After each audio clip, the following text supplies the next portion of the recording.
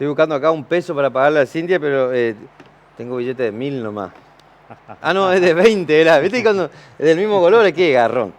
De 20 y de 200. O sea, me puedo comprar la fábrica de Guaymallén, ¿no es cierto? ¿Qué tal, Gerardo? Alonso Schuar, ¿cómo estás? Buen día. Buen día. Buenas noches, ¿cómo te va? ¿Todo bien? Pero muy bien. Ya pasamos, la pandemia, gracias a Dios. Gracias por venir. Por favor, placer. ¿Me explicás esto que yo estaba hablando? ¿Por qué antes salía esto un peso y ahora...?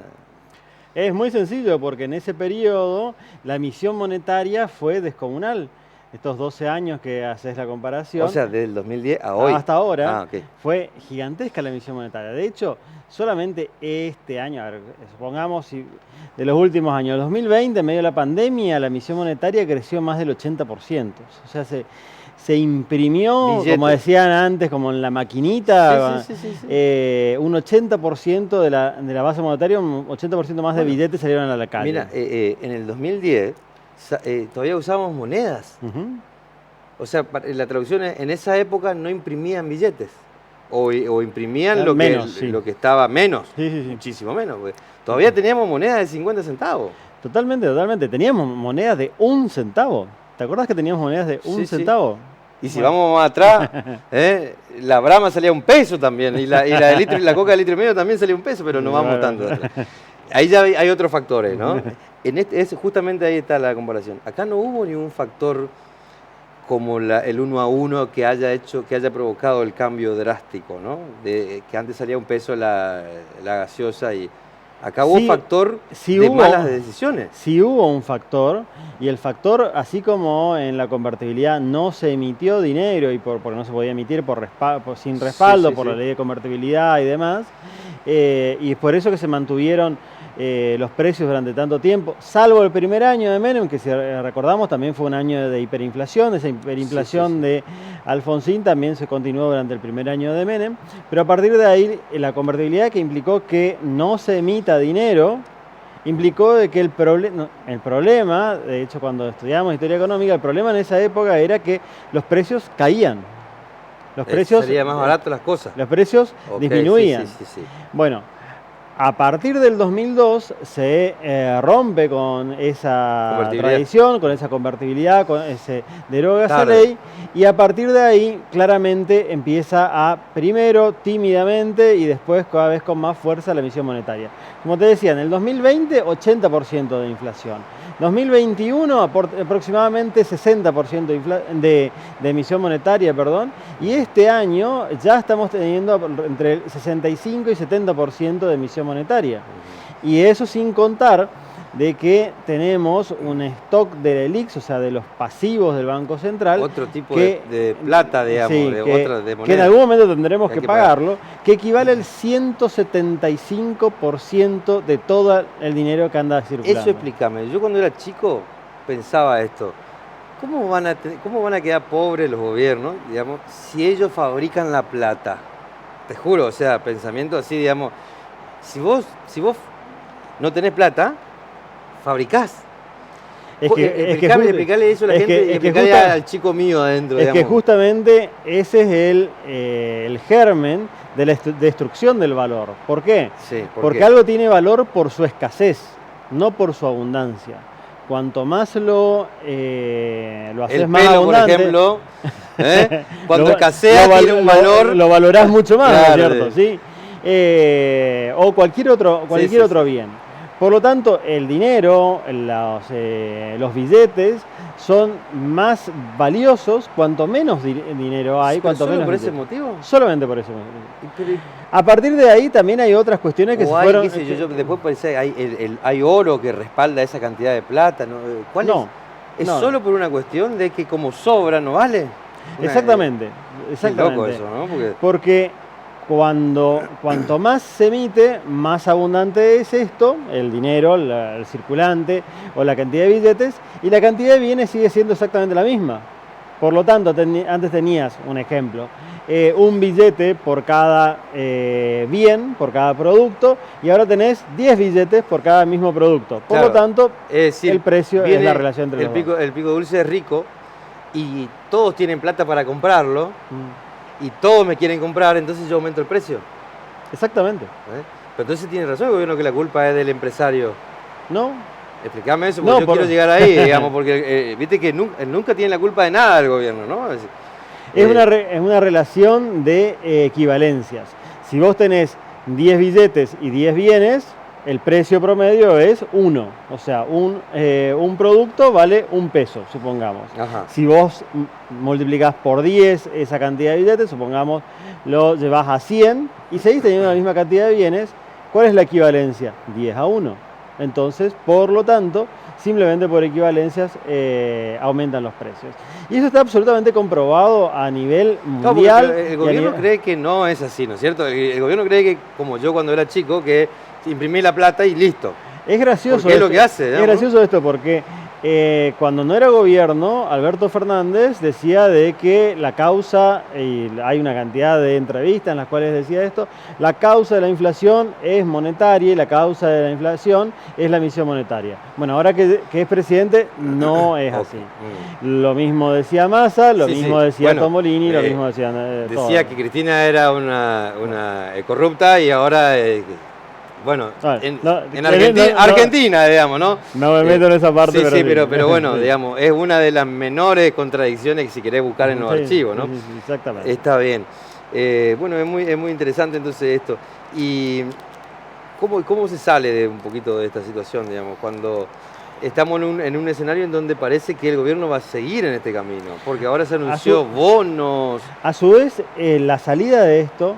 Al perdurar durante tanta cantidad de tiempo, tanta cantidad de años, los desequilibrios y se van sumando y acumulando uno encima del otro estos desequilibrios, hace realmente muy difícil la salida o la solución a esto. ¿Por qué?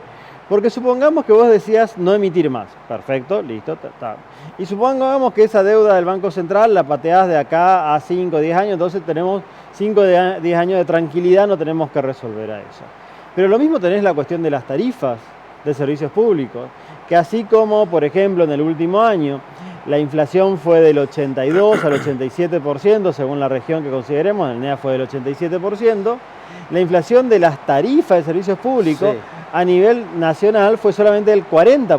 Ahí nomás tenés 40 puntos de empresas que no están funcionando correctamente porque no están cubriendo sus gastos, sus costos. Sí. Y si no, le tiene que subsidiar que para imprimir otra vez, digamos, ¿no? Entonces, supongamos que no toquemos ninguna variable monetaria. Lo mismo tenemos que solucionar el tema de las tarifas, que implica un salto ahora están... de 40 puntos, significaría solamente en el último año. En el último año. Mi amor. Si hacemos la comparación de la evolución de los precios en dólares, si queremos ver de alguna forma, vamos a ver de que así como en los últimos 10 años, así como los precios de la mayor parte de los productos no regulados aumentó un 40% en dólares en los últimos 10 años, las tarifas en realidad se redujeron un 40% en dólares. Y ahí tenés un 80% de margen que deberías actualizarlo. No es posible de un día para el otro. Pero ¿Qué es lo que quiso hacer Macri? ¿Qué es lo que quiso hacer? Y le dejó en la lona a la gente. Totalmente, pero claramente es un tema que hay que solucionar. Y el gobierno anunció, el gobierno nacional anunció de que es uno de los temas en los cuales va a trabajar. Y ustedes sacaron un comunicado ahora que prorrogaron, ¿no? Un estudio que hicieron que como se prorrogó todavía no se siente el impacto. Totalmente. Pero que el mes, o sea, contarle a la gente eso. Que van a recibir un machetazo en el cuello, esta inflación que recién estaban comentando, estaban describiendo con tanto detalle, no contempla la suba de tarifas. Estamos hablando de la suba del Pico Dulce y Guaymallén. Sí, totalmente. O sea, falta todavía la luz. Falta la luz, falta el gas, la nafta y demás, pero sobre todo la luz y el gas. Y esto que a su vez genera mayores costos en prácticamente la mayor parte de las empresas, por lo tanto mayores costos, mayores subas de precios. Y particularmente en nuestro caso, en la región NEA, donde tenemos el pico de consumo de energía eléctrica anual en estos meses de verano. Son tan capos los muchachos que te aumentan la luz en el verano. En el verano. Claro, cuando vos prendés el aire... Justo te dice, te aumenta, ¿no? Porque te hubiera aumentado Es que en realidad esto ni siquiera es que sean tan capos o... No, digo que para mí al contrario, aumentarla en invierno de última. Está pensado desde Buenos Aires. Está pensado así como este gobierno nacional se había jactado, había hecho mucho hincapié en lo federal que era. ¿Se acuerdan de que habían dicho que iban a tener cada 6 meses como una reunión de gabinete en las provincias, y acá en la provincia va a ser en Oberá y demás? Bueno, todavía no se ha logrado esto, pero más allá de eso, más allá de esos gestos, hay medidas concretas que claramente están tomadas desde la capital federal. Un ejemplo es la suba de tarifas sin contemplar las necesidades y la estacionalidad que tenemos acá en la región.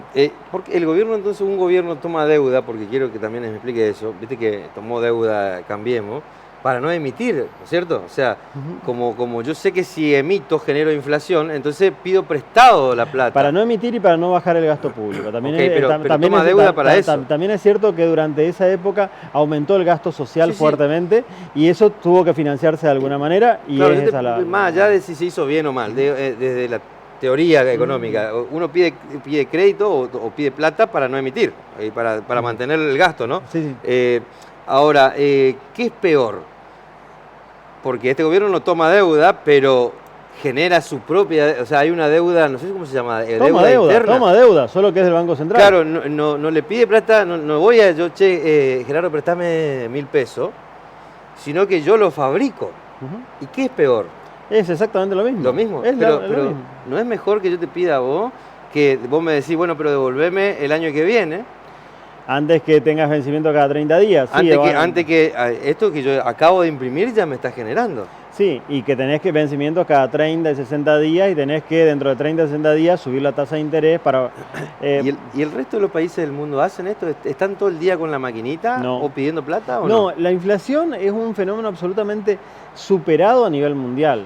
De hecho, este año, a partir de la pandemia, a partir de la guerra en Ucrania y demás, comenzaron las preocupaciones porque la inflación en países desarrollados llegan al 10-12% anual. Exactamente. 10%, era récord en 40 años. Anual. Nosotros tenemos 6-7% por mes. En un mes ya le empatamos los ingleses, digamos, ¿no? Exactamente. Inglaterra hoy leí récord en 40 años, llegó a 10% de inflación y se están arrancando los pelos. Y absolutamente desacostumbrados al fenómeno de inflación, porque no existía. Entonces, ¿qué nos pasa? O sea, digamos, es como que mi bebé se hace encima y yo se ensucia la ropa. ¿No sabemos usar el pañal todavía? Porque si los otros evitan ese problema tan fácilmente. En realidad, si vamos a esa comparación, sería como si tu bebé todo el día se hace encima y nunca lo cambiaste, no te vas a dar cuenta cuando se vuelve a hacer. En cambio, si siempre lo tuviste limpio y empieza con algún tipo de problemita, vos lo vas a identificar. Claro. O sea que entonces nosotros no creemos, pero ¿cuál es el tema? No, claramente, a ver, si la inflación mundial es del 7, 8, 12% anual, y nosotros tenemos una inflación del 87%, obviamente hay 75 puntos que no están explicados por inflación mundial, y tiene porque el presidente dice que es la culpa de la guerra de Rusia con Ucrania, de la pandemia y demás cuestiones. Sí. Y no. Claramente no es así. Claramente no es así, porque si no, tendrían la misma inflación que tenemos nosotros Paraguay, Uruguay, Brasil, Chile. Hoy hablaste bastante de Brasil, y cualquier país latinoamericano, y no es el caso. ¿Vos lo escuchás? Bolsonaro no sabe nada, ¿no? Te juro que todos dicen que Bolsonaro no sabe nada, pero está bajando, tiene deflación hace 3 meses. Más allá del contexto de campaña, acá en la campaña, ¿qué hacen? Regalan plata, digamos, generan más inflación. Sí, de hecho en ese sentido es interesante, porque la tradición argentina indica que en años de campaña se emite mucho dinero y se gasta mucha más plata que en los años que no son electorales. El año que viene es electoral, y el plan del gobierno, según el presupuesto, es tener menor déficit que este año. Este año vamos a cerrar, el objetivo es cerrar con 2,5% de déficit, y el año que viene 1,9%. O sea, el presupuesto es mentira. Y el presupuesto plantea para el año que viene una inflación del 60%, y ya tenemos un 87%. Y este presupuesto, para una prueba, es que este presupuesto decía que íbamos a tener un 29%. 30%. Un 30% y tenemos 87%. Que hicimos en el primer trimestre, ya digamos, en el primer tiempo ya lo hicimos, ¿no? Totalmente. Bueno, ¿y qué hacemos nosotros, la última? ¿Qué nos recomendás en este contexto, digamos? Nosotros no nos hagamos porque venimos nadando hace mucho y tenemos buenos brazos, porque si no, la verdad es que le pasa esto a Inglaterra y se prende fuego, ¿no? Sí, pero de todas maneras también tenemos que entender que de alguna forma estamos...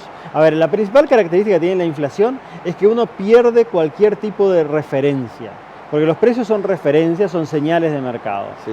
Si la inflación crece mucho, nosotros perdemos la referencia de qué está bien, qué está mal, qué es caro, qué es barato. Y en ese sentido, por ejemplo, perdemos la referencia de que los salarios están creciendo al 60-65% anual en promedio y la inflación es... ¿Dónde? En promedio nacional, según datos oficiales y demás, pero la inflación es del 87%. O sea, 20 puntos más. Sí. Y esos salarios de los que estoy hablando son los salarios formales del sector privado, el sector más formalizado, más controlado, con convenios colectivos y demás. Si hablamos de salarios no formales o no registrados, el crecimiento del último año fue apenas el 45%. O sea, es prácticamente la mitad de la inflación. ¿De quién es la responsabilidad? Claramente del gobierno nacional. ¿Del gobierno? Del gobierno nacional, claramente. Claro, porque siempre escuchamos que la culpa la tiene otro. O sea, en contabilidad, en economía, la teoría dice que el que toma las decisiones es el que dice para dónde hay que ir, ¿no es cierto? Totalmente, pero aparte... porque yo decía, vamos a tener el día de la memoria otra vez, vamos a traer la memoria, ¿no? Es responsabilidad del gobierno, entonces, de esta situación en la que estamos, porque quieren seguir gobernando. Yo lo escuchaba el año que viene. Y en este sentido, hasta hace 2 meses, 3 meses si querés, no teníamos plan económico. Y ahora el plan económico es el acuerdo con el Fondo Monetario Internacional y llegar hasta el año que viene. Pero hasta hace 3 meses, el mismo gobierno nacional se jactaba con orgullo de que no decía cuáles eran sus ideas, cuáles eran sus políticas económicas, porque no quería mostrar las cartas que tenían. Bueno, eso nos llevó hasta hoy. Sí. No quería mostrar la fórmula de la Coca-Cola. Gerardo, no te invito más porque sos muy negativo. No, mentira. Gracias. La verdad que es así, la verdad. Si nos va bien, me dijiste en la semana, vamos a tener 100% de inflación, 98%.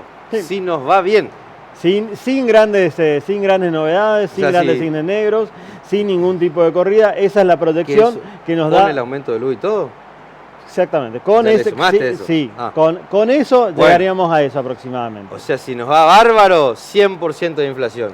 Ni te quiero preguntar si no nos va bien como entiendo yo y la gente que va a pasar. Gracias, Gerardo. Gracias. La próxima nos encontramos. Gerardo Alonso Schwartz, economista de la Fundación Mediterránea, investigador de la IERAL. ¿Qué significa IERAL? Instituto de Estudios sobre la realidad argentina y latinoamericana. Sobre la realidad argentina y latinoamericana. Bueno, o sea, sabe y te está explicando en términos científicos lo que pagamos todos los días en la despensa. Pausa y ahora sí, ¿ya vino Oporto? Vino Oporto. Bueno, pausa y se arma el debate municipal, quédate ahí.